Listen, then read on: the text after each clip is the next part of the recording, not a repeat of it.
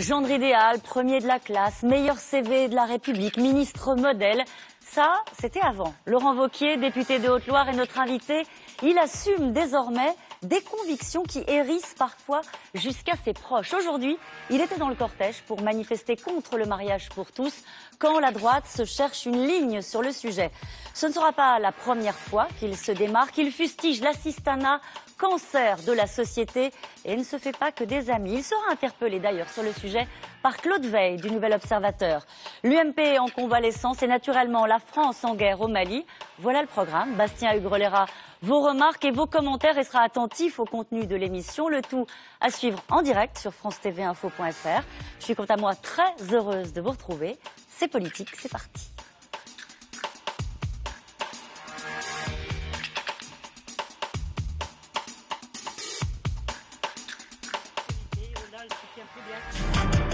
Dans la vie d'un homme, il y a des souvenirs qui marquent. Celui-ci date de ses années à Sciences Po. J'ai un souvenir d'avoir eu une très mauvaise note en finances publiques. Et les mauvaises notes, ce n'est pas trop son genre. Élève surdiplômé, DEA de droit, Normal Sup, l'ENA, partout Laurent Wauquiez excelle. Il parle même un peu arabe. Mais en politique, ce qui va le propulser, c'est un jeu télévisé.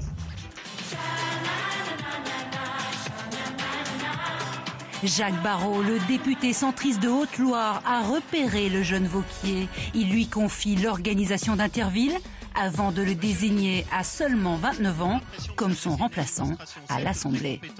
Ça a été très dur de rentrer parce que j'avais oublié tous mes papiers d'identité. Donc à l'entrée de l'Assemblée, ils ne voulaient pas me laisser rentrer.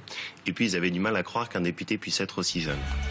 Ambitieux, pressé, maîtrisant parfaitement les codes de la com et le rôle de l'image, le Benjamin de l'Assemblée devient rapidement celui du gouvernement. Bien sûr, à 32 ans, c'était impressionnant. Il a eu un petit clin d'œil pour nous en nous disant faites attention à ne pas avoir la rigidité de la jeunesse. Voilà. D'abord le porte-parole, puis l'emploi. Oui, je suis le ministre de l'Emploi et de ceux qui ont perdu leur emploi. C'est mon job. Ascension fulgurante, parcours sans faute, mais cela ne suffit pas. Encore faut-il savoir faire entendre sa voix. C'est ce qu'il fera en partant en croisade contre l'assistanat. Cette question de la différence entre le travail et l'assistanat est aujourd'hui un des vrais cancers de la société française. Aujourd'hui, dans l'opposition, Laurent Wauquiez a choisi son camp, Fillon, mais ne cache pas son ambition, aller le plus loin possible. Bonjour Laurent Wauquiez. Bonjour. Alors on a appris quelque chose dans ce portrait signé Stéphanie Gillon, c'est que tout a commencé avec Interville. Non mais c'est vrai? C'est comme ça que ça s'est passé? D'abord, c'est tout à fait exact. En fait, je faisais un stage avec Jacques Barrot. Et Jacques Barrot était assez dérouté de voir arriver un normalien agrégé d'histoire qui voulait faire un stage avec lui dans sa mairie d'Issingeaux. Et finalement, il m'a pris au jeu en me disant « Tiens, vous avez envie de faire du terrain, vous l'agrégez, on va vous en faire faire ». Et c'était une façon un peu de me dire « On va voir si vous êtes capable de mettre les deux pieds dans la glaise ». Et c'est un de mes très beaux souvenirs. C'est intéressant ce que vous dites, parce qu'en regardant le sujet, quand on rappelle votre CV long comme le bras, qui nous complexe tous, vous dites « Oh non, quelle horreur !» Pourquoi ça vous agace? Le côté gendre idéal, premier de la classe, ministre modèle. Non, je vais vous dire c'est une étiquette qui vous embarrasse. D'abord, c'est toujours assez désagréable de voir les images qu'on avait quand on a 28, 29 ans et de mesurer au fond le temps qui passe. Mais indépendamment de ça, surtout, qu'est-ce qui m'agace?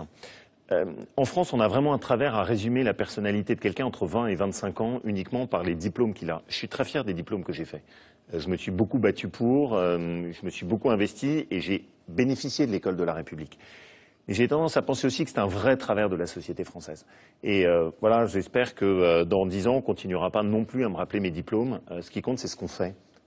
Et en politique, c'est suffisamment rare. Alors il y a le truc on dit les diplômes et puis aussi la jeunesse. Vous avez été ministre très jeune. Cette jeunesse-là, qu'est-ce qu'elle vous a apporté dans ce milieu-là? Est-ce que ça a été un atout ou un handicap pour vous?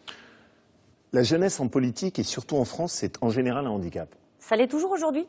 Oui, je crois que la politique française a beaucoup de mal à faire place à des nouveaux visages et à une nouvelle génération. C'est une des vraies difficultés et une des plaies de la politique française, qui reste souvent très engoncée dans les mêmes figures, la même rhétorique, et qui a assez peu de mal à trouver de l'oxygène. Et puis surtout, en général, quand on est jeune en politique en France, on vous accuse tout de suite d'être ambitieux, de vouloir aller jusqu'au bout, de vouloir faire plein de choses. C'est pas grave d'avoir de l'ambition. Non, c'est pas grave, à condition d'en avoir pour faire des choses, et pas uniquement pour soi-même. Mais qu'est-ce que vous en avez fait de cette jeunesse-là, de ce regard-là particulier? Eh bien, vous voyez, il y a un moment, vous l'avez d'ailleurs très bien relevé dans votre reportage, où vous dites, bon, il y avait une image de Laurent Wauquiez, gendre idéal, je ne sais pas si c'est une expression de Michel Drucker, non, c'est pas ça? C'était Michel Drucker qu'on appliquait l'expression de gendre idéal. À Laurent Wauquiez aussi. D'accord. Et puis, il y a un moment où je me suis dit, ça sert à quoi? D'être ministre modèle, c'est ça? Non, c'est surtout, je fais de la politique, pourquoi? C'est quoi les idées que je porte? Est-ce que je suis juste là pour reproduire ce qui est une maladie très répandue en politique, de se dire je serai moi aussi président de la République? Ou est-ce que derrière, il y a un minimum de convictions personnelles et de valeurs qu'on veut défendre? Et au fond, je pense que pour moi, ça a été un déclic qui a été important, de se poser, de se dire pourquoi tu es là? C'est quoi ce que tu veux défendre? Les classes moyennes, l'équilibre de la France, et pas seulement tout concentré sur les quartiers en difficulté, une certaine conception du social, le protectionnisme européen, voilà, des valeurs certains qui, de moi, vos me tiennent à aînés cœur. pourraient dire exactement la même chose que vous. Qu'est-ce que vous avez de différent? Je vous repose ma question. En quoi Laurent Wauquiez, avec sa jeunesse et son CV, a apporté dans ses fonctions ministérielles, vous avez été 4 fois ministre, quelque chose de différent, une audace? Vous avez eu cette phrase, vous avez dit, s'il y a un truc que j'ai appris, c'est vous qui le dites, que j'ai appris, c'est qu'il ne faut pas être poli, il faut s'imposer. Je vais vous dire précisément, je pense que ce que j'ai apporté, ce que j'essaye d'apporter, c'est de secouer des sujets qui en France sont devenus totalement tabouisés et qu'on n'ose pas aborder. Quand j'ai abordé cette question de l'assistanat, on va y revenir. Ça a été très dur. Et j'ai considéré que c'était un sujet qu'il fallait faire exploser. En ce moment, il y a un thème qui me préoccupe beaucoup, c'est la défense de nos emplois, et notamment cette question du protectionnisme européen. Je considère que sur cette question-là, on est tous pris dans cette espèce de dogme du libéralisme, de la mondialisation, et que personne, notamment dans notre famille politique, n'a le courage de dire, au fait, la préférence communautaire, ce n'était pas un gros mot il y a 20 ans. Pourquoi est-ce qu'aujourd'hui, c'est devenu un sujet tabou? Donc ce que j'essaie d'apporter avec ma façon de faire, c'est au fond de dépoussiérer des thèmes et des propositions que peu de personnes abordent. Et assumer son ambition jusqu'au bout. Est-ce que là aussi, vous êtes prêt à une certaine franchise? Je vais vous poser la question très directement. En vous regardant dans les yeux, est-ce que vous serez candidat pour le poste de président de l'UMP en septembre prochain? Je vais vous répondre très franchement. Je pense, et ça aussi c'est quelque chose que j'ai essayé d'apprendre, que l'ambition politique c'est sain, mais ça peut aussi vriller la tête. Par exemple, 2017 est un poison pour beaucoup de nos grands élus en ce moment. L'obsession de où est-ce que je serai demain aboutit à mettre beaucoup d'énergie sur où je serai demain et assez peu où je suis aujourd'hui. La réponse est non? Voilà. La réponse est aujourd'hui, je suis vice-président de l'UMP. Je crois que l'opposition a été suffisamment ridicule tout au long de 2012 pour essayer de produire une image qui soit un peu digne. Si je commence dès janvier à vous expliquer, tiens, en fait, mon objectif, c'est la prochaine étape, je vais essayer d'éviter. On y reviendra. Et vous avez parlé de convictions, et vont parler de vos convictions en particulier à propos du mariage pour tous. Vous étiez aujourd'hui aux côtés des manifestants pour contester le texte et défendre l'institution du mariage et la famille. Les propositions se radicalisent, la France se divise. Est-ce que la démonstration de force du jour sera suffisante pour faire reculer François Hollande? Reportage aujourd'hui, François-Xavier Rigaud et Mathieu Vibo.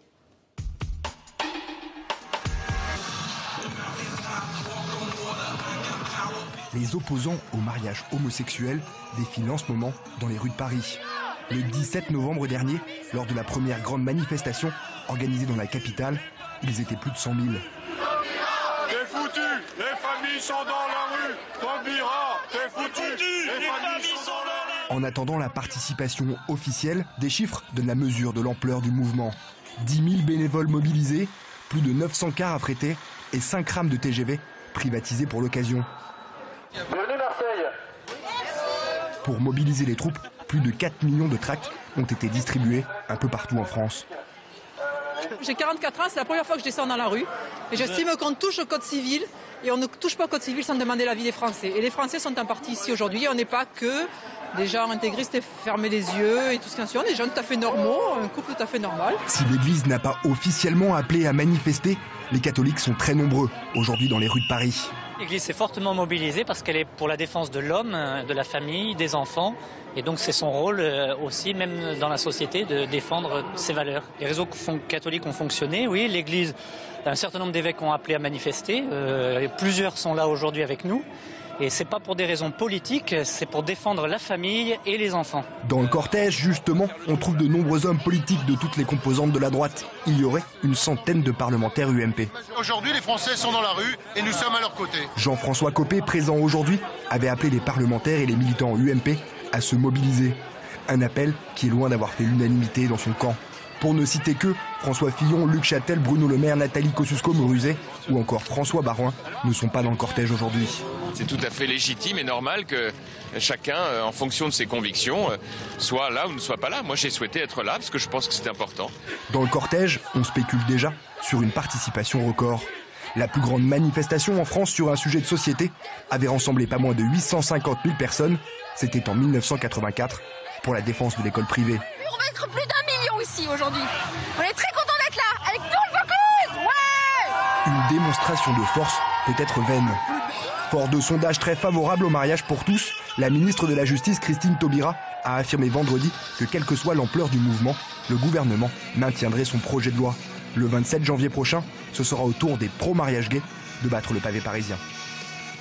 Alors on entendait une manifestante dire plus d'1 million, peut-être pas 125 000 selon la police, 800 000 selon les organisateurs. Ces chiffres ne veulent plus rien dire.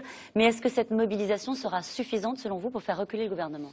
D'abord, c'est le signe d'une bonne manifestation qui est précisément ces vieux écarts entre l'évaluation de la police et puis l'évaluation des organisateurs. Ça veut dire que c'était déjà une belle manifestation. La deuxième chose qui est pour moi incontestable, c'est que c'est la plus grosse manifestation sur un sujet de société depuis 1984. Et partant de là, Hollande a le devoir moral et politique d'écouter les inquiétudes qui se sont exprimées. Ce n'était pas une manifestation contre les homosexuels. C'était une manifestation qui exprimait des inquiétudes sur la place de l'enfant et sur la conception du mariage au sein de la société française. Et j'insiste bien en mettant en premier la place de l'enfant.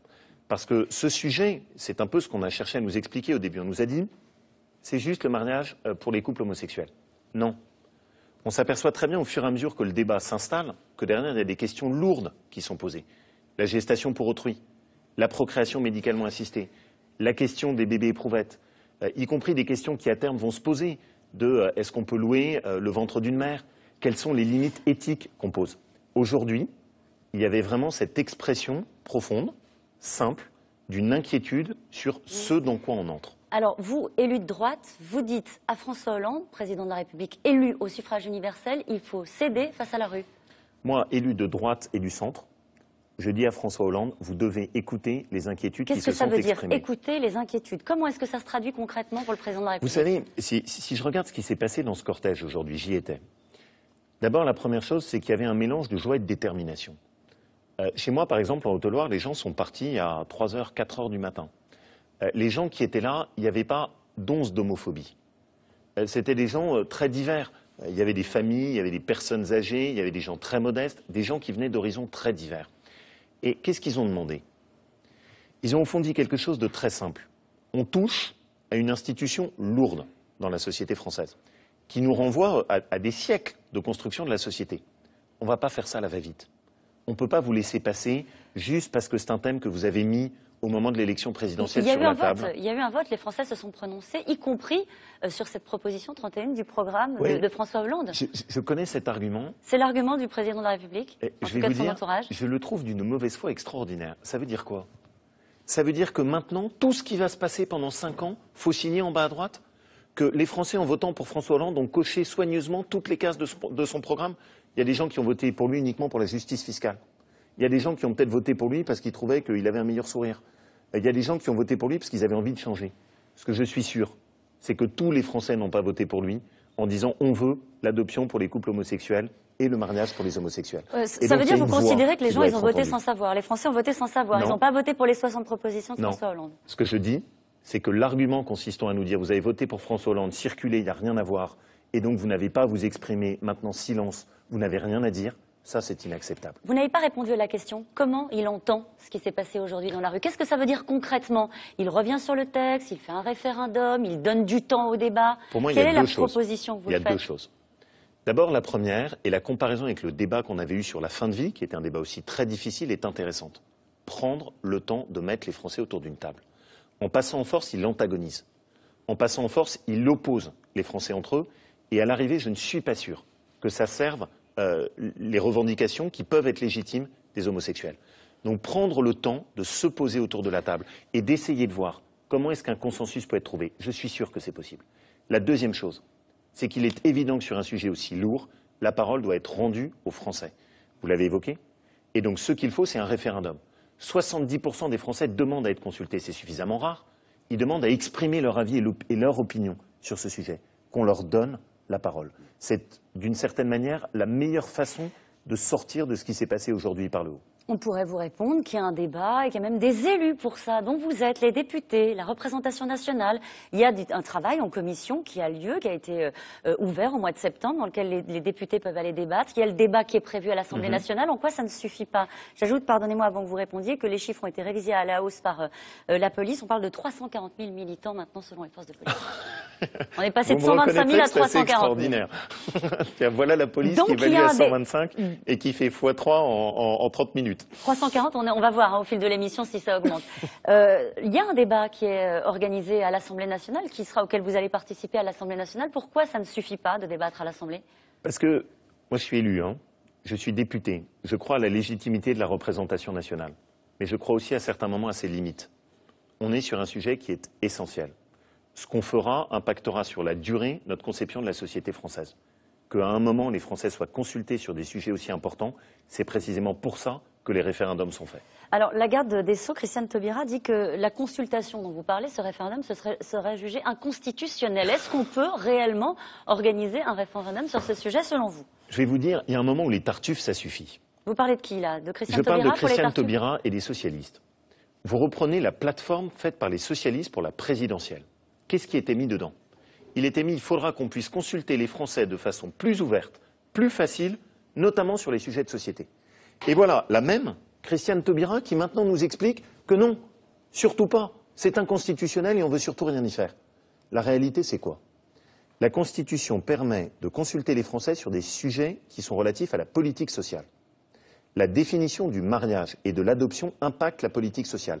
Il suffit de lire l'exposé des motifs et de l'étude d'impact faite sur ce projet de loi pour voir qu'il y a tout un listing de politiques sociales qui seront impactées. Les retraites, les pensions de réversion, différents sujets qui sont liés par exemple aux accidents du travail. Donc il est évident que ce projet de loi touche à la politique sociale. Il est non seulement possible, mais légitime de consulter les Français. Comment vous allez obtenir ce référendum? Il y a un appel qui a été signé par 115 parlementaires pour obtenir ce référendum, mais il faut que les Français, il faut une pétition organisée auprès des Français. Est-ce qu'il y a les moyens aujourd'hui, est-ce que vous pensez que vous avez les moyens d'arracher ce référendum à l'exécutif? D'abord, prenons le sujet en sens inverse, si vous me le permettez. Vous avez entre 350 à 800 000 personnes qui ont défilé. Et François Hollande leur fermerait la porte au nez. Il leur dirait, voilà, vous avez défilé, mais votre avis ne compte pour rien. Il faut que je vous rappelle les manifestations contre les retraites ou pas? Parce que vous vous souvenez, Nicolas Sarkozy, à l'époque, il y avait du monde dans la rue qui défilait contre la réforme des retraites. Et il a décidé d'aller jusqu'au bout en disant, ce n'est pas la rue qui gouverne. Oui, mais Madame Roux, en adoptant et en adaptant le projet de loi sur les retraites qu'il avait posé. Et le projet de loi sur les retraites a évolué. Il ne l'a pas retiré. Je ne demande pas à François Hollande d'être dans le renoncement à ses convictions. Je lui dis juste, maintenant vous avez le devoir que ce sujet-là soit arbitré par les Français. On ne vous demande pas de renoncer à votre projet de loi, on vous demande de faire en sorte que ce soit les Français qui s'expriment. Ou sinon, que se passera-t-il? Sinon, s'il ne le fait pas, que se passera-t-il? Ce qui se passera, c'est qu'on va s'enfermer dans cette division lourde de la société française sur ce sujet. Ce qui se passera s'il ne le fait pas, c'est qu'il aura pris la responsabilité de faire passer un changement aussi majeur en force à la va-vite, sans que ça nous permette de nous poser. Comme le Pacs ? Oui, mais je ne sais pas si vous avez vu comme le Pacs. Une des artisans du Pacs. Souvenez-vous du rôle de la droite et de la façon dont la droite a géré ou ne pas géré d'ailleurs ce débat à l'époque. Vous le regrettez aujourd'hui ou pas? Est-ce que vous vous souvenez de Georgina Dufoy, qui avait soutenu le Pacs? Elle vient de s'exprimer aujourd'hui en disant là, c'est un sujet très différent. Parce que ce n'est pas juste la relation entre deux adultes. La question qui se pose là aussi, c'est la place de l'enfant. Et donc, si votre question elle m'est posée ainsi, qui est de dire est-ce que je considère qu'on risque de ne pas être moderne? Là encore, vous m'avez interrogé sur ce qu'était ma façon de faire de la politique. Je ne crois pas que c'est parce qu'on est jeune qu'on doit faire une espèce de course derrière la modernité. La modernité, ce n'est pas mon objectif en soi. Ce qui m'intéresse, c'est juste la question suivante. C'est bon ou c'est pas bon pour la société française? Je ne cherche pas à dire je suis pour parce que c'est moderne ou dans le sens du temps. Je peux vous soumettre une phrase? Oui. Claude Barthelone, patron de l'Assemblée nationale, président de l'Assemblée nationale, il dit manifester à côté... pas de patron. Il n'y a pas de patron de l'Assemblée nationale. J'ai corrigé, je vous connais très bien. Président de l'Assemblée nationale, et manifester à côté de tout ce qu'il y a de plus ringard. Je leur souhaite bien du plaisir. Vous avez eu le sentiment de manifester aux côtés des ringards aujourd'hui? Vous voyez, c'est cette espèce de mépris que je trouve inacceptable. C'est cette façon dont ont eu les élus de gauche depuis maintenant une bonne quinzaine de jours d'insulter les convictions d'un certain nombre de Français. Par exemple, vous auriez pu citer Cambadélis. Jean-Christophe Cambadélis. Voilà, qui a dit c'est une manifestation contre l'amour. Ah bon? J'ai manifesté contre l'amour, moi, aujourd'hui? Ou des propos parfois qui ont été insultants, tenus sur les religions, par des députés socialistes, aussi bien contre la religion chrétienne que la religion musulmane ou juive. Il y a un moment où ça suffit. Quand on est un élu de la République, on n'est pas là pour opposer, on n'est pas là pour caricaturer. Un président de l'Assemblée nationale. Vous voyez comment est-ce qu'il s'exprime? Vous avez regardé les sondages, 58% des Français sont pour le mariage pour tous, 53% contre l'adoption. Est-ce que vous disiez on aurait pu avoir un consensus? Il y a une majorité de Français qui sont favorables au mariage pour tous. Qu'est-ce que vous pensez de ces chiffres-là? Madame Roux, et je vous remercie de le rectifier par rapport à votre reportage. Il y a le mariage et il y a l'adoption. Si vous m'interrogez sur mes convictions profondes, l'union civile pour les couples homosexuels... Une promesse de Nicolas Sarkozy. C'est quelque chose sur lequel je suis parfaitement capable d'aller et de soutenir. Par contre, ce qui me gêne, c'est les questions qui sont posées sur les enfants. Prenons là encore un cas précis. On nous dit non mais la procréation médicalement assistée, ça pose trop de difficultés, on le traitera dans une autre loi. Donc on nous présente une façade policée, et puis les sujets qu'on est incapable de traiter et auxquels on n'apporte pas de réponse, on les pousse derrière. Ça montre bien qu'il y a une impréparation. Il y a une volonté d'aller vite, trop vite, sur des sujets aussi essentiels. Est-ce que cette manifestation, c'est ma dernière question sur le sujet, a changé la donne aujourd'hui? Est-ce que vous considérez que c'est une victoire politique? D'abord, il y a un avant et un après cette manifestation. Et ne la traiter par le mépris tel que les premiers commentaires sont faits par le gouvernement, ce serait une lourde faute. C'est la première chose. La deuxième chose, c'est que ça n'est pas un succès politique. J'étais pas là, moi, aujourd'hui, pour faire de la politique. J'étais même pas là en tant qu'élu UMP. J'étais là en tant qu'élu de la République, en tant que républicain qui exprimait des convictions, qu'on peut partager ou ne pas partager, mais qui exprimait des convictions. Et je ne veux pas que ça se résume à un combat entre la droite et la gauche. C'est bien autre chose. Ça vous faisait quoi de manifester? C'était quand la dernière fois que vous avez manifesté? Parce qu'il y a une phrase d'Alain Juppé, j'imagine que vous respectez beaucoup, qui a dit la place d'un homme politique, ça n'est pas dans la rue. Vous savez, ce n'est pas une décision que j'ai prise à la légère. Moi, c'était la première fois que je manifestais comme élu. Je ne l'ai jamais fait. Jamais. Là, si je l'ai fait, c'est parce que je considérais que c'était important et qu'on était sur le cœur de ce qu'est notre conception de la société. Donc, voilà, d'une certaine façon, oui, c'est vrai, ce n'est pas dans ma culture politique et c'est précisément pour ça que c'est une décision que je n'ai pas prise à la légère. Mais ce soir, je suis juste fier et content d'y être allé parce que je pense que c'était ma place. Alors, le mariage pour tous, c'est un sujet qui intéresse les Français, mais la priorité pour les Français, naturellement, c'est la question de l'emploi. Les négociations sur le marché du travail se sont finalement terminées par un accord. Plus de souplesse pour l'entreprise, plus de protection pour les salariés. Tous les syndicats n'ont pas signé, mais le gouvernement se félicite d'avoir de nouveau donné la parole aux partenaires sociaux, Maxime Beneteau et Pierre Dehorme, avec Margot Chouaraki. J'appelle donc toutes les organisations syndicales, et je connais leur grand sens de la défense des salariés, et les employeurs, et je sais qu'ils veulent eux aussi mettre à bien le développement du pays. Je les appelle à nouer cette négociation, à la conclure et à faire ce compromis historique. Après 3 mois de négociations, le patronat et les syndicats ont signé un accord de flexi-sécurité.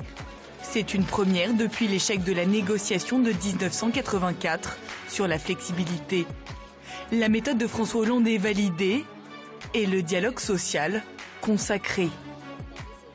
Ça va passer la France dans les meilleurs standards européens en termes de flexi-sécurité. Moi, j'ai pas peur des mots. Et je crois qu'on a réussi le challenge de pouvoir, d'un côté, avoir des choses extrêmement positives pour les entreprises qu'elles attendaient et pour les salariés de nouveaux droits. Avoir une complémentaire santé pour tous les salariés. Objectif atteint. Deuxième point, avoir des droits rechargeables pour tous les chômeurs afin de sécuriser les périodes de chômage et d'inciter à l'emploi pour tous les chômeurs. Objectif atteint. Troisième point, mieux encadrer les temps partiels subis qui concernent essentiellement les femmes et les familles monoparentales. Objectif atteint. Et enfin, taxer les contrats courts pour éviter une utilisation abusive des contrats d'une semaine, de moins d'un mois ou de moins de 3 mois. Objectif atteint. Les entreprises vont bénéficier pour leur part davantage de flexibilité. Elles pourront notamment ajuster les temps de travail et les rémunérations de leurs salariés en cas de difficulté. Juridiquement, le patronat bénéficiera aussi de procédures de licenciement assouplies. Des mesures inacceptables pour Force ouvrière et la CGT. Il y avait les soldes, c'était les soldes pour les droits des salariés aujourd'hui. Et nous considérons que c'est un jour sombre pour le droit des salariés aujourd'hui, 11 janvier 2013. On est à contrario et dans un sens opposé à l'objectif initial de cette négociation qui s'intitule, je le rappelle, sécurisation de l'emploi.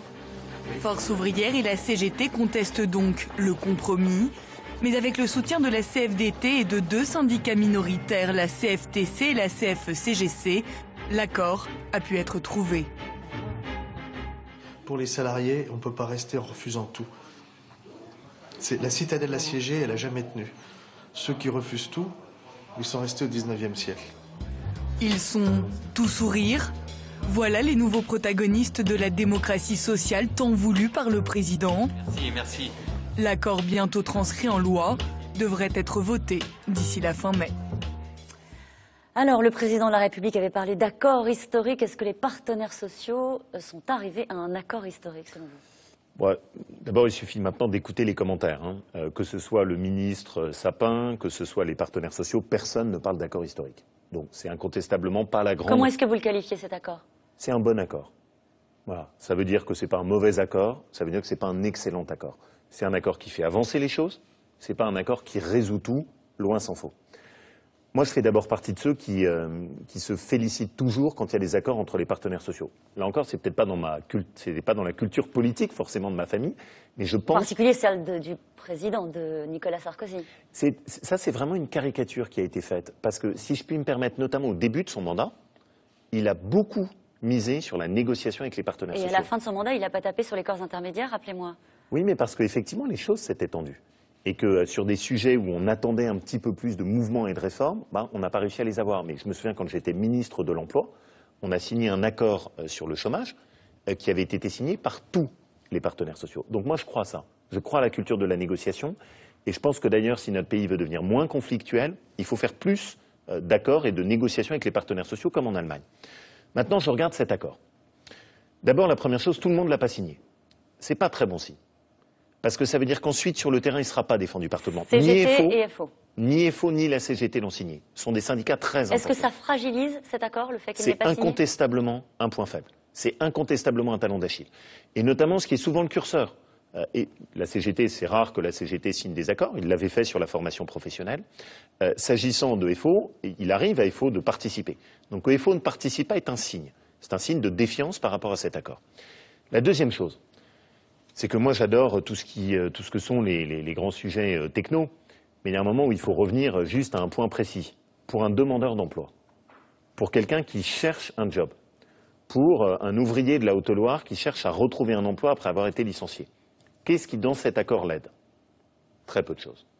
Très peu de choses. Il y a peu d'éléments qui permettent de retrouver un emploi. Il y a des éléments pour les entreprises pour pouvoir licencier plus facilement. Il y a des éléments qui ont été négociés par les syndicats pour renforcer les droits des salariés, mais il y a relativement peu de choses pour retrouver un emploi. Pourquoi je dis ça? Parce qu'au fond, les partenaires sociaux ont fait leur part du travail. Mais maintenant, c'est le gouvernement qu'on attend. Michel Sapin dit aujourd'hui dans le JDD, pardonnez-moi de vous couper, l'accord va sauver des emplois.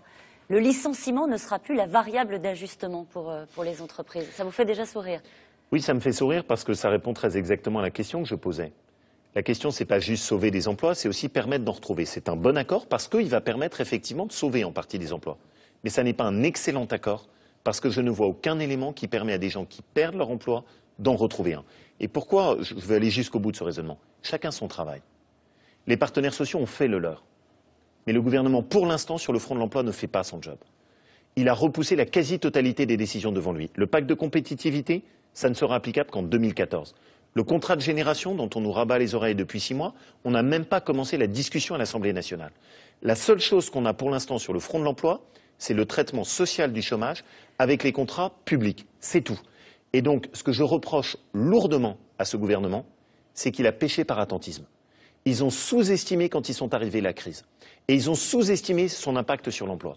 Il fallait un plan d'urgence de mobilisation sur tous les sujets de l'emploi. Pour l'instant, il y a un seul outil, c'est les emplois d'avenir, les contrats aidés, c'est tout. Il n'y a rien d'autre. Rien sur l'apprentissage. Ce qu'avait fait aussi le gouvernement précédent. Ah non. Les emplois aidés. Oui, bien sûr. Je ne critique pas le fait de recourir aux emplois aidés. Ce que je critique, c'est de ne faire que ça. Rien sur l'apprentissage. Rien pour aider les embauches dans les entreprises de moins de 10, qui sont les plus importantes. Pas de véritable politique de filière industrielle. Pas de relance de l'innovation. Pas de relance de la commande publique, notamment sur les chantiers. Le bâtiment risque de s'écrouler. Et le gouvernement paiera une lourde responsabilité en la matière. Et donc, au fond, ce que je dis, c'est je ne veux pas que cet accord serve de pied de nez.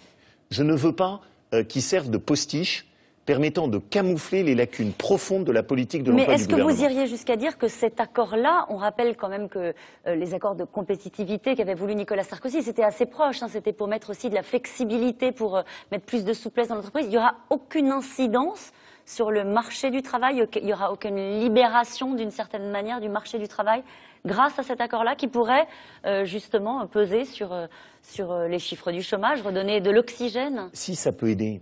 Mais si jamais la commande de la construction s'écroule parce que rien n'a été fait, on peut faire tout ce qu'on veut, les emplois n'y seront pas. Si nos filières industrielles se font tailler des croupières à cause de la concurrence étrangère parce qu'on n'a pas mis assez de protectionnisme, ce n'est pas ces accords-là qui permettront d'y remédier. Et donc, ce que je reproche, c'est que dans la politique de l'emploi menée en ce moment par le gouvernement, on oublie une évidence, ce sont les entreprises qui créent l'emploi. Ce sujet-là, je ne le retrouve pas dans l'accord. La réponse, ce n'est pas le pacte de compétitivité? Le pacte de compétitivité, il est pour quand? 2014 2014. Deuxième chose, en 2014, c'est combien l'allègement de charges? 13 milliards d'euros. Les augmentations qui ont été décidées cette année, c'est 15 milliards d'euros. Ils peuvent anticiper, les entreprises peuvent anticiper sur 2014. Bien sûr, c'est peut-être mon tempérament auvergnat, mais je sais encore faire les additions et les soustractions. 15 milliards de charges supplémentaires, 13 milliards d'allègements. Ça laisse 2 milliards de charges supplémentaires. On appelle ça un pacte de compétitivité. Ça veut dire que la seule chose qu'on aura faite en 3 ans, c'est mettre plus de charges sur nos entreprises. Voilà. Et ma deuxième conviction, c'est qu'il faut défendre le marché européen. Il faut défendre les sujets de protectionnisme européen. Le Made in France, avec les marinières, tout ça c'est gentil, c'est des beaux sujets de marketing politique, mais ça ne résout rien. Il y a des sujets concrets à utiliser. Alors, vous êtes aujourd'hui dans l'opposition, vous avez été dans la majorité. On voit que ce sont les mêmes sujets qu'on retrouve. On retrouve, pas Gandrange, mais Florange. On retrouve un gouvernement confronté aux difficultés de tenir comme ça, avec de l'oxygène, encore une fois, une industrie qui se porte mal. Est-ce que le discours n'est pas un peu facile quand vous vous retrouvez du côté de l'opposition? Est-ce que vous reconnaissez qu'il y a une situation qui est extrêmement complexe à gérer sur l'industrie, notamment sur la partie industrielle? Bien sûr. Et là encore, vous m'avez interrogé en début d'émission sur mes convictions. C'est pour ça que je pense que les vieilles recettes n'apporteront que des vieux résultats. Alors, quelles sont les nouvelles recettes que vous proposez? Les nouvelles recettes que je propose, c'est qu'on soit beaucoup plus défensif sur notre protection du marché européen. Je vais prendre un exemple précis, les marchés publics. Pourquoi est-ce qu'on ouvre nos marchés publics à la concurrence étrangère au niveau de l'Union européenne à plus de 90%? Les marchés publics chinois, juridiquement, sont fermés à la concurrence étrangère à 100%. Les Américains ont augmenté leurs droits de douane. Vous ne rentrez pas au Brésil sans prendre une filiale qui soit domiciliée au Brésil. L'Europe, aujourd'hui, est devenue la passoire de la mondialisation. Chez nous, on laisse les produits rentrer sans aucune once d'un minimum de protectionnisme européen. Je ne demande pas de fermer les frontières. Je demande juste qu'on revienne à un minimum de bon sens consistant à donner la priorité à nos emplois. Notre argent doit servir à soutenir nos emplois. Vous êtes sur la ligne Montebourg? C'est comme ça qu'on peut résumer? Alors, j'y faisais allusion. Le problème pour moi de Montebourg, c'est que d'abord, c'est que de la com.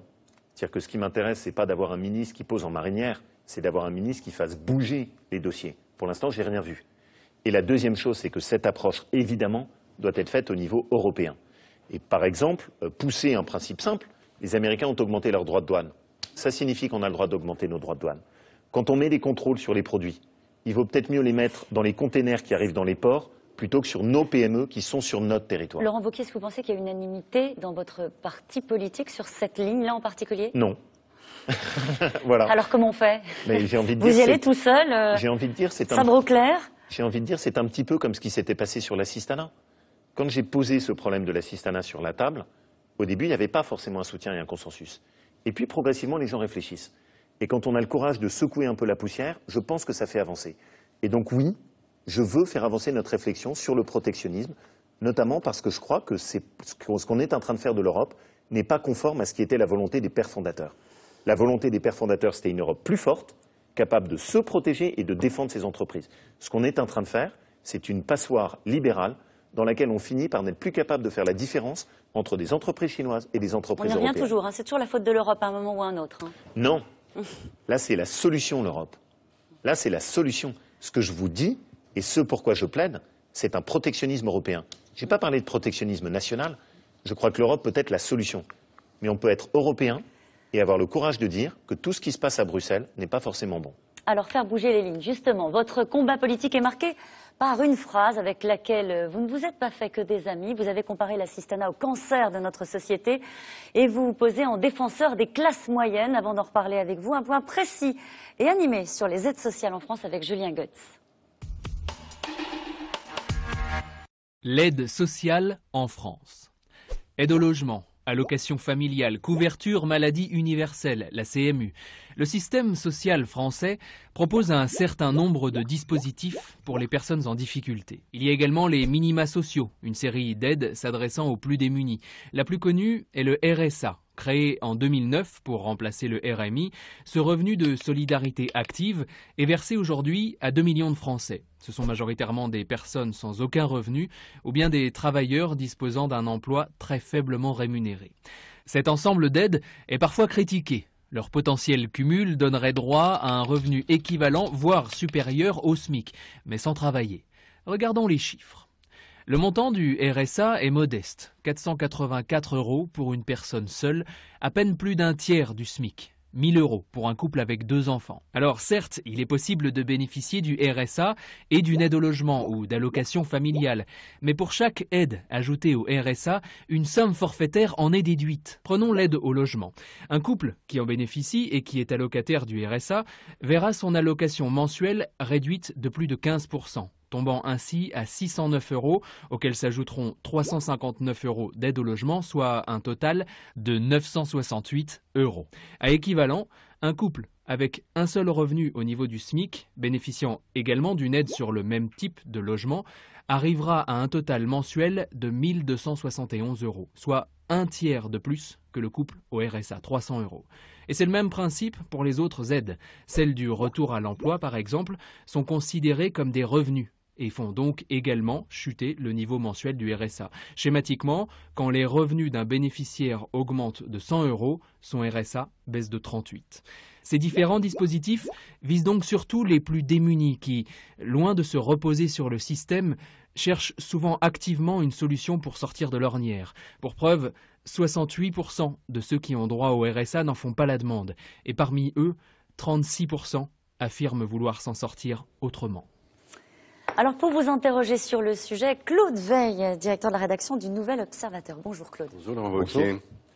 Vous êtes donc le chevalier blanc des classes moyennes, le héros des classes moyennes. J'ai relu ce matin le livre que vous avez consacré au sujet, qui est sur la table, La lutte des classes moyennes.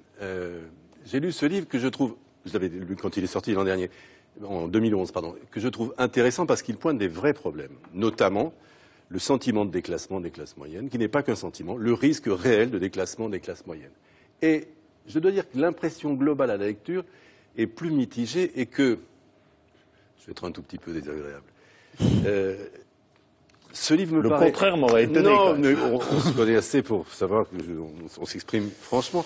Claude Veil a des origines en Haute-Loire, voilà. Ce qui fait qu'il comprend certains des thèmes et des préoccupations qui sont les miennes. Vous n'allez pas nous parler de vos vacances, rassurez-nous. Non. Bon. Mais la Haute-Loire, c'est bien pour les vacances. La thèse générale me semble correspondre assez bien à la géniale sentence de Paul Valéry qui disait « Ce qui est simple est faux, ce qui est compliqué est inutilisable ».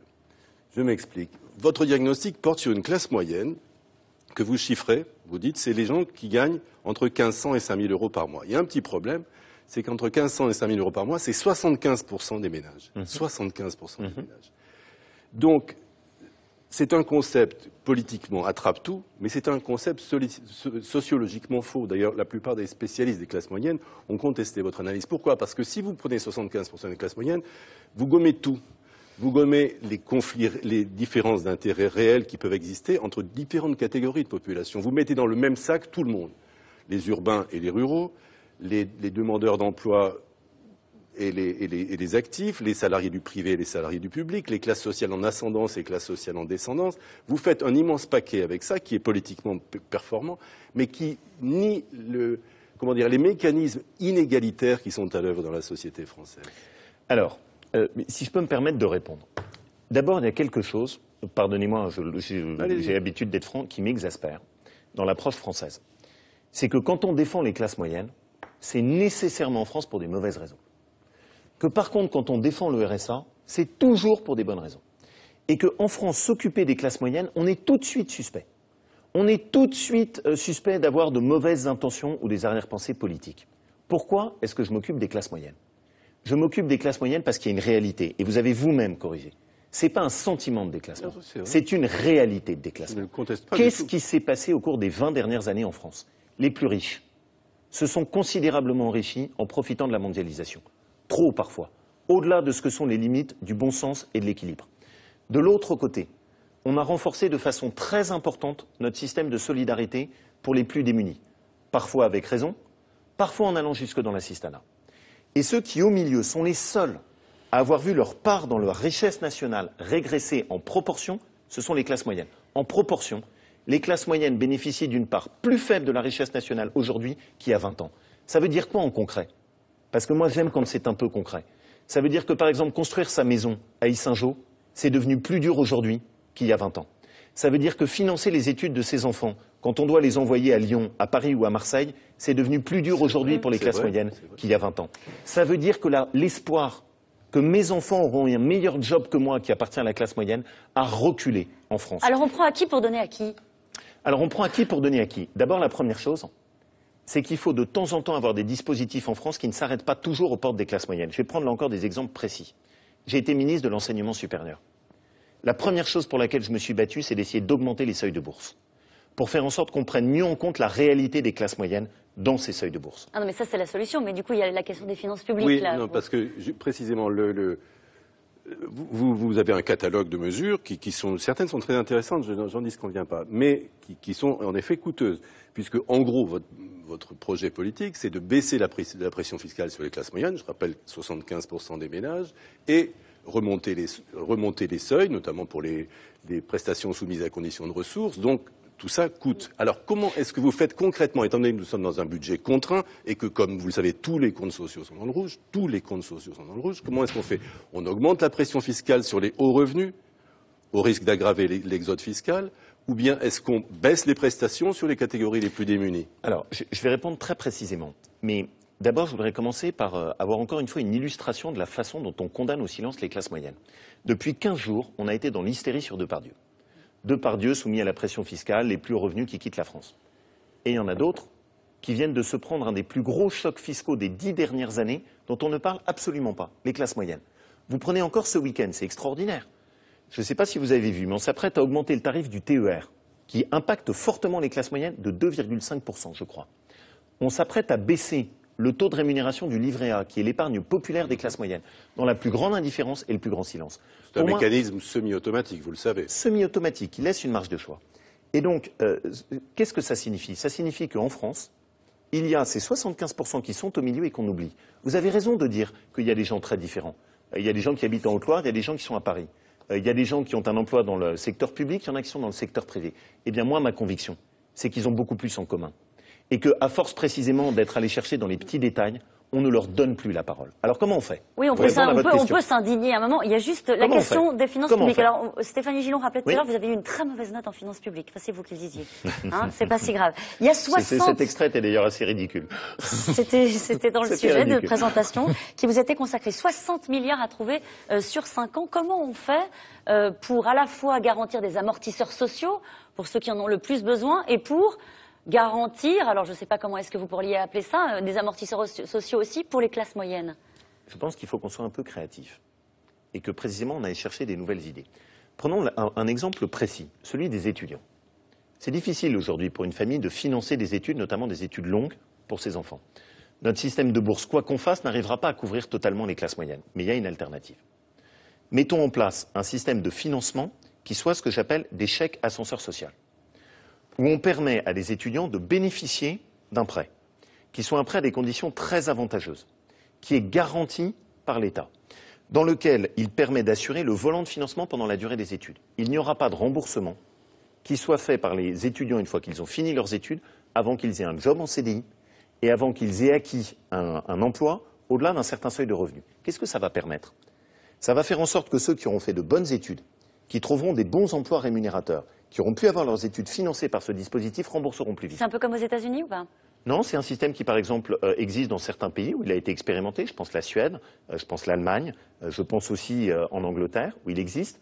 Ça, ce sont des idées qui m'intéressent, parce qu'elles ne sont pas forcément coûteuses. C'est un système qui peut marcher, comme vous savez, aux États-Unis, il est extrêmement dangereux. Il y a des étudiants qui s'endettent jusque-là et qui, à la sortie de leurs études, sont ruinés. Ils entrent dans la vie active ruinés. C'est pour cette raison que je mets des clauses très précises. On ne rembourse que si on a un CDI et on ne rembourse qu'à partir du moment où on a un bon salaire. Et donc ça, c'est un exemple qui peut être créatif. La deuxième chose, je vais mettre les pieds dans le plat, c'est que oui, il faut qu'on ait le courage de faire la différence entre ce qui relève de la solidarité qu'on doit conserver et de l'assistanat qu'on doit corriger. Alors, comment vous restons une seconde sur ce thème de l'assistanat qui a fait beaucoup de bruit quand vous en avez parlé. Ce fameux cancer, vous êtes revenu sur le mot cancer, donc je ne vais pas vous chercher là-dessus, puisque vous avez vous-même dit que le mot était malheureux. Dans votre livre, vous accordez une grande importance à ce sujet. Vous dites qu'il faut intensifier la lutte contre la fraude aux prestations sociales et il ne faut pas être naïf, c'est vrai, la fraude aux prestations sociales existe. Là où, à mon avis, vous trompez un peu les gens, c'est en les laissant entendre qu'il y aurait là une espèce de gisement. Or, vous savez comme moi que les études, ça a été évoqué dans le sujet filmé tout à l'heure, les études qui ont été menées par des chercheurs indépendants montrent quoi? Que oui, la fraude existe, mais le phénomène massif, beaucoup plus important financièrement, ce sont les nombreux ménages qui ne sollicitent pas les aides auxquelles ils ont droit, soit parce qu'ils sont tellement désocialisés qu'ils ne savent pas qu'ils y ont droit, soit parce qu'ils ne veulent justement pas être des assistés et libre projet de la société. C'est tout à fait juste. Mais, Monsieur Veil, reprenons 2 secondes le reportage qui a été fait. En gros, ce qu'il dit, et encore, il y a beaucoup d'aides que vous n'avez pas pris en compte, notamment les aides des collectivités locales, qui, d'après les évaluations des sociologues, peuvent aller jusqu'à 15 à 20% de supplément de revenus. En gros, votre sujet, si on va jusqu'au bout, dit qu'entre quelqu'un qui travaille et quelqu'un qui ne travaille pas, ça peut aboutir, avant impôt, à une différence qui va de 200 à 300 €. Avant impôt. Et avant les frais aussi pour aller travailler. Et chez moi, vous n'avez pas le métro à votre porte. Il faut mettre le plein dans l'essence. Vous lâchez toute une partie de votre salaire pour aller travailler. Autrement dit, si on va jusqu'au bout, on est en train de dire qu'on considère comme justifié un système dans lequel, quand je reprends un travail, je gagne à peine, 150 à 200 € de plus. Eh bien, je suis désolé, je considère que ce n'est pas une bonne hiérarchie de valeurs. C'est l'objet de la prime à l'emploi. Oui, c'est l'objet de la prime à l'emploi qui a été fondue, comme vous le savez, en partie dans le fonctionnement du RSA activité. Mais au-delà des termes techniques, la question de fond qui est posée, c'est que ce pays ne valorise pas suffisamment le travail et le retour au travail. Et que du coup, et c'est là où moi je ne parle pas de fraude, mon sujet n'est pas pour l'essentiel la fraude. Mon sujet, c'est beaucoup plus fondamental que ça. On a un système social, et l'assistanat n'en est qu'une porte d'entrée, qui avec le temps est devenu injuste. Qui avec le temps, parce qu'on n'a pas eu le courage de se le reposer globalement, n'a plus des outils modernes de fonctionnement. Et donc ce à quoi je veux me consacrer, vous m'interrogez sur c'est quoi l'utilité d'un député d'opposition et d'un jeune député de l'opposition, eh bien c'est précisément essayer de se dire comment on reconçoit globalement notre système social. Parce que si on ne le change pas, c'est le libéralisme. C'est juste, moi je vous ai posé une question de finances publiques, 60 milliards à trouver sur 5 ans. Comment vous faites? À un moment, vous dites les amortisseurs sociaux, en tout cas les prestations sociales, il faut peut-être redistribuer. Comment est-ce que vous accompagnez les classes moyennes?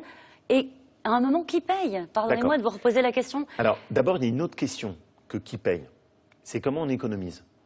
C'est-à-dire, il n'y a pas que la question de qui paye la facture. Elle vient en général tout de suite après. Hein? Elle vient en général tout de suite après. Comment on économise? Oui, et bien comment on économise? Je vais prendre quelques exemples parce que j'aime bien parler de ce que moi j'applique chez moi.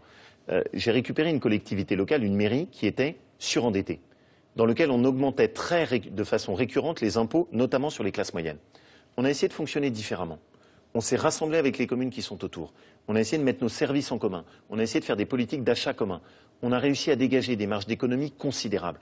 Vous n'allez pas me dire qu'on ne peut pas mettre en place cette politique sur toutes les collectivités locales en France. La gabegie d'argent public qui est faite en ce moment au niveau des régions est surréaliste, avec une forme de clientélisme électoral et de népotisme. Enfin, c'est le retour des baronnies locales. Il y a un moment où là, il y a de l'argent économisé. Le fonctionnement de l'État. On n'a pas moyen aussi de se poser un tout petit peu, peut-être faciliter les procédures de déclaration administrative. Et ce que je reproche dans le fonctionnement fait par François Hollande, c'est que l'essentiel du redressement des finances publiques est fait quasi intégralement par le biais des impôts. Sur 3 € de redressement des finances publiques, il y a 2 € d'impôts et seulement 1 € d'économie. C'est étonnant, vous ne parlez pas de la suppression du nombre de fonctionnaires? Non, parce qu'il ne s'agit pas de supprimer.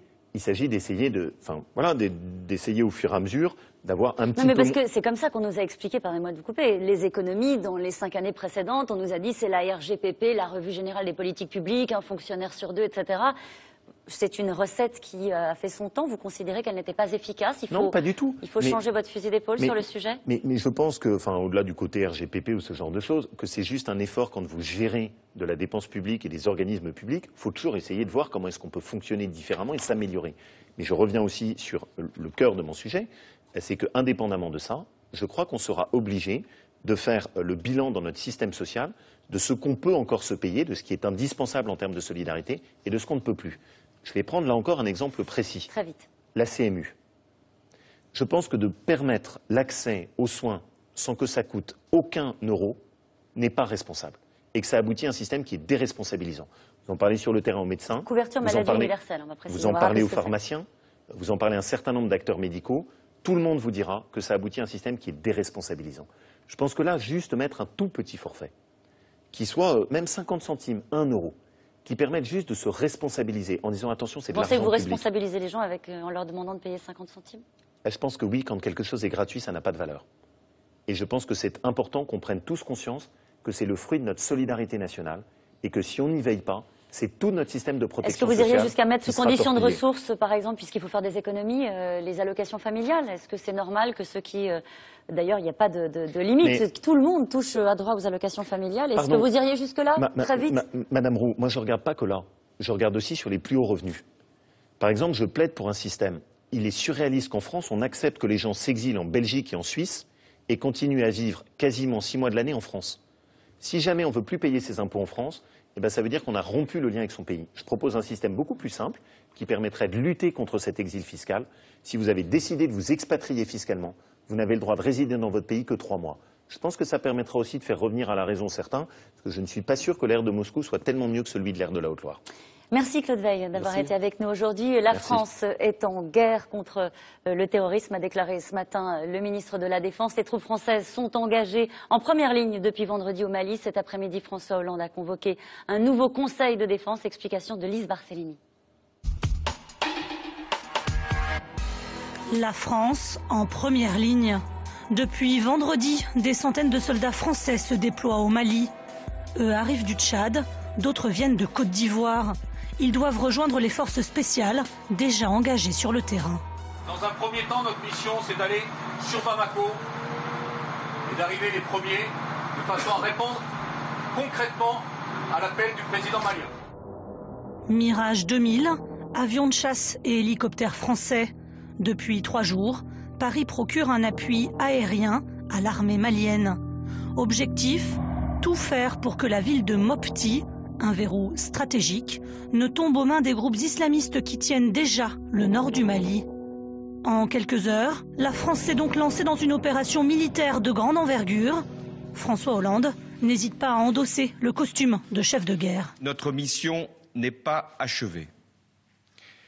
Je rappelle qu'elle consiste à préparer le déploiement d'une force d'intervention africaine pour permettre au Mali de recouvrer son intégrité territoriale conformément aux résolutions du Conseil de sécurité. La France, dans cette opération, ne poursuit aucun intérêt particulier, autre que la sauvegarde d'un pays ami, et n'a pas d'autre but que la lutte contre le terrorisme.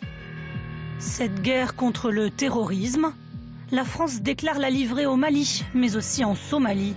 Dans la nuit de vendredi à samedi, Paris a lancé une opération commando pour tenter de libérer l'otage français, Denis Alex. Mon nom est et Denis Alex. Il était aux mains des islamistes Chebab depuis 2009. L'opération avait été décidée il y a un mois, mais c'est un échec. Des combats d'une grande violence se sont déroulés, d'une grande violence, au cours desquels, je parle maintenant avec précaution, tout donne à penser que malheureusement Denis Alex a été abattu par ses geôliers. Suite à cette double intervention française en Afrique, les groupes islamistes menacent Paris de représailles. L'affaire est encore entre vos mains. Cessez vos hostilités envers nous, sinon vous êtes en train de creuser les tombes de vos fils avec vos propres mains pour les envoyer en enfer. Des menaces qui inquiètent les familles des otages. 8 Français sont actuellement détenus au Sahel. Des menaces aussi qui font craindre un risque accru d'attentats sur le territoire national. J'ai donc demandé au Premier ministre Jean-Marc Ayrault de renforcer le plan Vigipirate pour procéder à la surveillance de nos bâtiments publics et de nos infrastructures de transport. Depuis le début de l'opération, l'Élysée n'a de cesse de le répéter, la France restera engagée au Mali aussi longtemps que nécessaire. Alors Laurent Wauquiez, est-ce que vous soutenez cette intervention des militaires français au Mali? Oui. Quand on a nos soldats qui sont exposés sur le terrain, y compris sur des opérations très difficiles, comme on l'a vu avec l'opération très difficile et l'échec en Somalie de l'intervention, il est évident que le devoir républicain, c'est le consensus, l'union sacrée, au moment où on a des soldats, des enfants de la France, qui protègent les valeurs de la République, essayent de nous défendre sur des opérations extérieures. Je voudrais, si vous me le permettez, ajouter un mot. J'ai surtout une pensée, et j'ai trouvé très bien que dans votre reportage vous le mettiez, pour les familles des otages. Parce que je pense que personne ne peut comprendre ce que ça représente quand on est une famille d'otages dans cette période-là. Où évidemment, eux, leur principale angoisse doit être de se dire qu'est-ce qui va arriver pour ce proche, pour ce parent qui est là et qui est livré aux mains des terroristes. J'imagine que le président l'avait à l'esprit aussi. Bien sûr, mais je crois surtout qu'on l'a tous à l'esprit. Et je pense que aussi nos pensées ne doivent pas les oublier. C'est-à-dire que dans ces opérations extérieures, on a la vie de Français qui sont nos soldats et on a la vie de Français qui sont nos otages qui sont exposés. Alors là, il y a une unité républicaine derrière le président de la République dans cette opération Mali. Il y a eu une voix dissonante aujourd'hui. Elle est signée Dominique de Villepin qui dit dans le JDD « Tirons les leçons de la décennie des guerres perdues en Afghanistan, en Irak, en Libye ». Il dit « Jamais ces guerres n'ont permis de venir à bout du terrorisme. Nous sommes en guerre contre le terrorisme », a dit le ministre de la Défense. Est-ce que c'est le meilleur moyen de lutter contre le terrorisme d'intervenir au Mali? Vous savez, le fait qu'on soit dans l'union sacrée n'empêche pas qu'on aura des interrogations et qu'il va y avoir des sujets dont on va devoir discuter à l'Assemblée nationale. Puisque, je le rappelle, parce que j'ai entendu les différentes déclarations, l'opération ne peut pas se maintenir et ce n'est pas le ministre de la Défense ou le président de la République qui décide le maintien sur une durée indéfinie de la présence française sur des théâtres d'opération. C'est d'abord une autorisation qui doit être donnée par le Parlement. Ça s'appelle la démocratie et c'est ce qui nous assure que c'est dans le cadre d'un débat qui permet de garantir. Alors quelles sont les questions que vous souhaitez poser justement Moi, je sur pense ce sujet-là? qu'on a juste quelques questions qui sont importantes pour nous. D'abord, est-ce que la France y va toute seule? Qui parmi nos alliés viennent avec nous? Cette guerre, ce n'est pas une guerre française. C'est une guerre contre le terrorisme, comme l'a dit le ministre de la Défense. Comment est-ce que les Britanniques peuvent participer avec nous? Quel est le soutien apporté par les Américains? Il y a une chose qui me semble claire, c'est que la France ne doit pas y être toute seule. Et le sujet n'est pas uniquement de préparer le terrain pour une force d'intervention africaine. Pourquoi ce ne serait pas suffisant? Ce n'est pas que ce ne soit pas suffisant, mais c'est que dans les grandes armées à l'échelle de la planète, comment est-ce que le travail sur ce théâtre d'opération très difficile doit être porté conjointement et pas la France exposée seule? Pour moi, c'est la première question. La deuxième question, et qu'on ne doit quand même pas balayer non plus d'un revers de main, c'est quelle durée? On ne va pas empêtrer la France sur un théâtre d'opération avec une durée qui soit indéfinie. Est-ce que vous pensez, pardonnez-moi de vous couper, que François Hollande doit d'ores et déjà s'engager sur une durée d'intervention? Non, évidemment, et ce serait ridicule. Toute personne qui connaît la réalité, la difficulté d'une intervention militaire sur ces théâtres d'opération le sait très bien. Ce n'est pas le sujet. Le sujet, en revanche, c'est de se dire quels sont nos objectifs, se les fixer à l'avance et se dire qu'est-ce qu'on veut atteindre et à partir de quel moment est-ce qu'on pourra dire à nos soldats mission accomplie. Et donc ça, moi, les questions que je me pose en tant que député de la nation, ce sont celles-là. Comment est-ce que sur ces deux sujets, on apporte toutes les garanties qui permettent de protéger au fond la France et la vie de nos soldats? Est-ce que vous avez une inquiétude pour la France, hein? Il y a encore dans le JDD aujourd'hui un des chefs des islamistes radicaux du Mali, du Nord Mali, qui dit les Français ont ouvert les portes de l'enfer. Vous craignez des représailles sur le territoire? J'écoutais là cet extrait que vous mettiez, en disant vous creusez avec vos propres mains la tombe de vos enfants. Évidemment qu'on a tous une goutte de sueur et qu'on ressent tous cette espèce de pression, de menace et de chantage qui est fait sur notre pays. La France, c'est un grand pays. C'est un pays qui a porté les droits de l'homme. Je regrette, moi, parfois d'ailleurs, que dans la façon dont on parle de l'histoire de notre pays, on n'en parle que sur ces pages obscures et qu'on n'en parle pas sur ce que sont les grandes pages de cette nation. Je crois que c'est dans notre vocation de participer à cette lutte contre le terrorisme. Et là, j'insiste vraiment sur ce point, l'islam ne doit jamais être assimilé à la dérive terroriste. L'islam, la religion musulmane, est une religion qui a aussi des grandes pages de tolérance. Par contre, c'est vrai, elle est traversée par ce conflit où les intégristes instrumentalisent la détresse socio-économique d'un certain nombre de pays. À nous de lutter contre cette façon qu'ont les intégristes de chercher à faire dériver l'islam sur une pente qui n'est pas la sienne. Est-ce que vous connaissez Bastien Hugues? Naturellement que vous le connaissez, non? Non, dites-moi. Eh ben, il a surveillé le contenu de l'émission. Il est oui, avec pardon, nous. c'est votre fact-checker.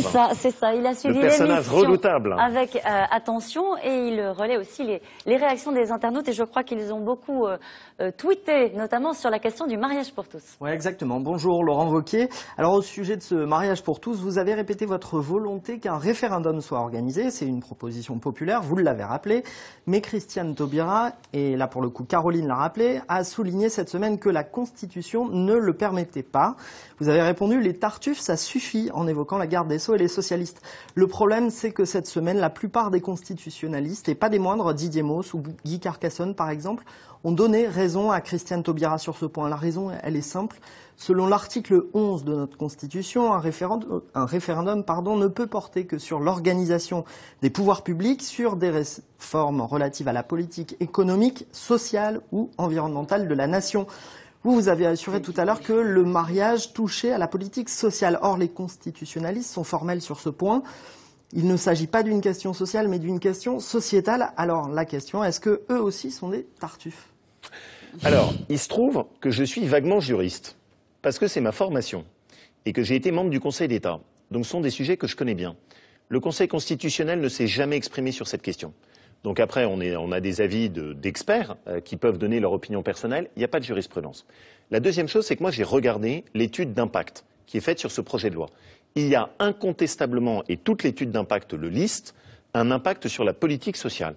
Donc je considère, à la fois avec un œil juridique et en même temps en tant que député, qu'il y a un espace évident pour consulter la population. Qui va trancher?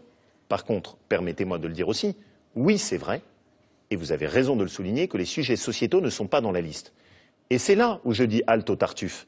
Parce que, et vous le vérifierez, dans la plateforme des socialistes, il y avait bien marqué qu'on allait autoriser la possibilité de recourir au référendum sur les sujets sociétaux. Donc, bienvenue au tweet, défoulez-vous et allez vérifier sur Internet, parce que les socialistes avaient bien promis de faciliter le recours au référendum, notamment sur les sujets sociétaux. Alors l'autre sujet sur lequel vous souhaitez intervenir, Bastien, c'est la question des classes moyennes. Oui, exactement. Vous avez notamment proposé de mettre en place un prêt en faveur des étudiants, que ceux-ci ne commenceraient à rembourser qu'une fois leurs études terminées, si on a bien compris. Le problème, c'est qu'on a le sentiment que cela existe déjà. C'est le prêt étudiant OSEO. Il est plafonné à 15 000 €, il est garanti par l'État et l'étudiant peut rembourser une fois ses études terminées. Alors en quoi est-ce que votre proposition différerait de ce prêt qui existe déjà? Pourtant, c'était une idée neuve, hein, vous nous l'avez vendue comme ça. Oui, mais c'est une idée neuve. Parce que le prêt OSEO n'est pas proposé systématiquement à tous les étudiants, et vous avez zappé toute une série des conditions que j'ai proposées. C'est remboursement uniquement une fois qu'on a un CDI et une fois qu'on a un salaire qui dépasse un certain seuil. Pourquoi ça? Parce que sinon, et Claude Veil l'a très bien dit, ce à quoi on aboutit, c'est des étudiants surendettés et qui ne trouvent pas de job. Moi, ce que je souhaite, c'est un système qui bénéficie à tous et qui est financé par les étudiants qui, à la sortie de leurs études, sortent sur des bons emplois. Et c'est là où on a un système qui est beaucoup plus innovant que le vieux prêt classique qui, au fond, correspond assez bien à ce que n'importe quelle banque peut vous proposer. L'étudiant ne trouve pas de CDI, par exemple, dans les mois qui suivent la fin de ses études. Ça veut dire qu'il ne rembourse pas. Et ce système-là existe dans des pays, par exemple, comme l'Angleterre, les Pays-Bas. Merci beaucoup, Bastien Hugues. Quelques mots pour parler de l'UMP. Alors, vous êtes vice-président, vous aussi, j'ai envie de dire, de l'UMP, puisqu'il y aura 2 vice-présidents à l'UMP. Vous avez raison, il faut rester très lucide sur tout ça. Luc Châtel, vous êtes la doublure lumière de Luc Châtel? Ou Luc Châtel est la doublure lumière de moi, ou ça en réalité on travaille ensemble. Ça paraît un petit peu grotesque, cet organigramme où copéistes et sionistes vont avoir les mêmes responsabilités partagées? Caroline Roux, ce qui est grotesque, c'est l'image qu'on a donnée sur toute la fin de 2012. J'y ai participé, j'ai enragé de voir le ridicule dans lequel on s'est enfermé. Oui, évidemment que je regrette tout ce qui s'est passé. Comment ne pas regretter une élection? Et votre attitude à vous en particulier? Enfin, quand je me regarde et que je vois ce qui s'est passé, évidemment que j'ai des regrets. Évidemment que je me dis, est-ce qu'il y a un moment où plus tôt on aurait pu trouver le frein à main? Est-ce qu'il y a un moment plus tôt où on aurait pu se sortir de ça?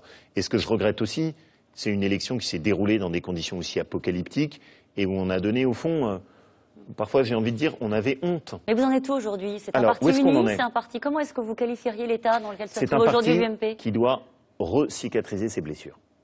Ça a été très violent. Ça a été très dur, et donc il faut apprendre à recicatriser nos blessures.